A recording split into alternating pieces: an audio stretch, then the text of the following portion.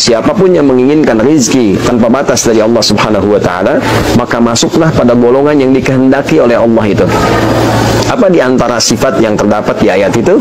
Maka tingkatkan ibadahnya, lakukan di mihrab, dekati Allah dalam kebaikan, jadi golongan elit. Ketika kita menempatkan diri sebagai golongan elit dalam ibadah untuk mendekati Allah, maka konsekuensinya dibukalah pintu rizki tanpa batas oleh Allah Subhanahu wa Ta'ala. Itu siapapun yang menginginkan rizki tanpa batas dari Allah Subhanahu wa Ta'ala, maka masuklah pada golongan yang dikehendaki oleh Allah itu.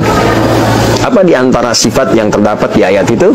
Maka tingkatkan ibadahnya, lakukan di mihrab, dekati Allah dalam kebaikan, jadi golongan elit. Ketika kita menempatkan diri sebagai golongan elit dalam ibadah untuk mendekati Allah, maka konsekuensinya dibukalah pintu rizki tanpa batas oleh Allah Subhanahu wa Ta'ala. Itu siapapun yang menginginkan rizki tanpa batas dari Allah Subhanahu wa Ta'ala, maka masuklah pada golongan yang dikehendaki oleh Allah itu.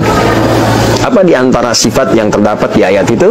Maka tingkatkan ibadahnya, lakukan di mihrab, dekati Allah dalam kebaikan, jadi golongan elit. Ketika kita menempatkan diri sebagai golongan elit dalam ibadah untuk mendekati Allah, maka konsekuensinya dibukalah pintu rizki tanpa batas oleh Allah Subhanahu wa Ta'ala. Itu kata Allah, bangun malam, aku berikan 4 hal. 1. Asa an yab'atsaka rabbuka maqaman mahmuda. Kalau engkau konsisten, aku bimbing karirmu ke tempat kedudukan terbaik dan terhormat yang orang lain memuliakannya. 2. Ini yang mahal. Wa qur rabbi adkhilni mudkhala sidqin. Akan dibimbing menjalani kegiatannya dengan cara yang terbaik. 3. Wa akhrijni mukhrajas sidqin. Kalau ada persoalan, aku berikan solusi dengan cara yang paling terbaik. Yang keempat yang paling dibutuhkan, waj'alni min ladunka sultanan nasira. Kalau ada yang usil dengan jabatannya pun, ingin menjahili, menyingkirkan, menyungkurkan, ini fitrah kata Quran. Semakin tinggi jabatan, semakin besar tantangan. Kata Allah, aku yang akan langsung menolong hambaku itu. Allah yang langsung menolongnya tanpa perantara siapapun. Kata Allah, bangun malam, aku berikan 4 hal. 1. Asa an yab'atsaka rabbuka maqaman mahmuda. Kalau engkau konsisten, aku bimbing karirmu ke tempat kedudukan terbaik dan terhormat yang orang lain memuliakannya. 2. Ini yang mahal. Wa qur rabbi adkhilni mudkhala sidqin. Akan dibimbing menjalani kegiatannya dengan cara yang terbaik.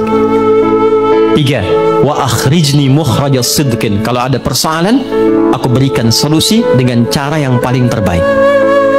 Yang keempat yang paling dibutuhkan, waj'alni min ladunka sultanan nasira.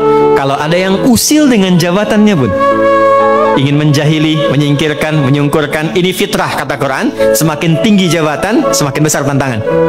Kata Allah, aku yang akan langsung menolong hambaku itu. Allah yang langsung menolongnya tanpa perantara siapapun. Ada seorang imam, sahabat Nabi, namanya Abu Darda radhiyallahu ta'ala anhu. Punya anak cantiknya luar biasa. Jadi rebutan, sampai rebutan para amir-amir. Kalau kita sekarang para gubernur dan sebagainya.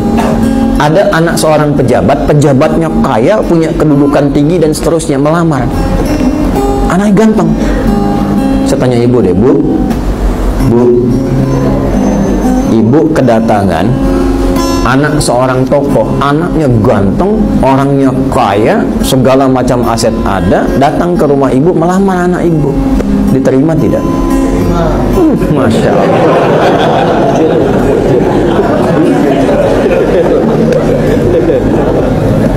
Begitu datang, Abu Darda menolak, dan anaknya juga menolak. Padahal kurang apa lagi dunianya? Sempurna. Kalau untuk ukuran kesempurnaan manusia. Apa alasannya? Aku khawatir karena kesibukan anak Anda itu mengurangi atau bahkan menghilangkan kebiasaan sholat malam anakku yang memang sudah terbiasa aku didik selama hidupnya. Takut kehilangan amalannya.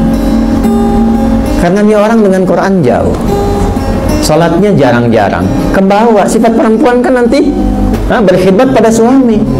Khawatirnya ketika sibuk bahkan hilang kemudian kebiasaan amal solehnya. Harusnya bisa saling menyempurnakan di situ. Dan perempuan biasanya jarang memberikan pengaruh yang kuat, lebih banyak terbawa. Jadi jangan sampai perempuan sebelum nikah berjilbab, setelah menikah kebawa hilang jilbabnya. Sebelum menikah ahli Quran, setelah menikah hilang Qurannya. Maka standar yang pertama, walaupun tiganya bagus, tetap agamanya. Kalau keempat-empatnya ada, wah itu luar biasa, walaupun jarang semua itu bisa terjadi. Yang namanya sahabat itu kan pasti walaupun ada masa-masanya bertengkar, tapi ada kan periode yang baik-baiknya yang dikenang. Makanya Sayyidina Ali bin Abi Thalib radhiyallahu ta'ala anhu pernah mengajarkan, kalau saling menyukai, ini menyukai dalam arti berteman baik ya. Kalau saling menyukai, berteman baik, yang sewajarnya saja, jangan berlebihan. Nah, sewajarnya ini standar agama. Ya, standar agama itu tinggi sekali. Saling berbagi, saling memperhatikan dalam kebaikan, ya. Nah, sewajarnya itu yang dimaksudkan. Jangan berlebihan, khawatirnya nanti saat ada kebencian, kembalinya lama.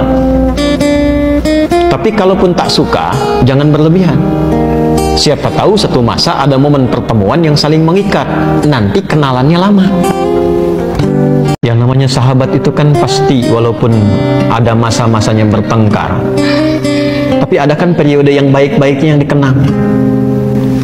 Makanya Sayyidina Ali bin Abi Thalib radhiyallahu ta'ala anhu pernah mengajarkan, kalau saling menyukai, ini menyukai dalam arti berteman baik ya.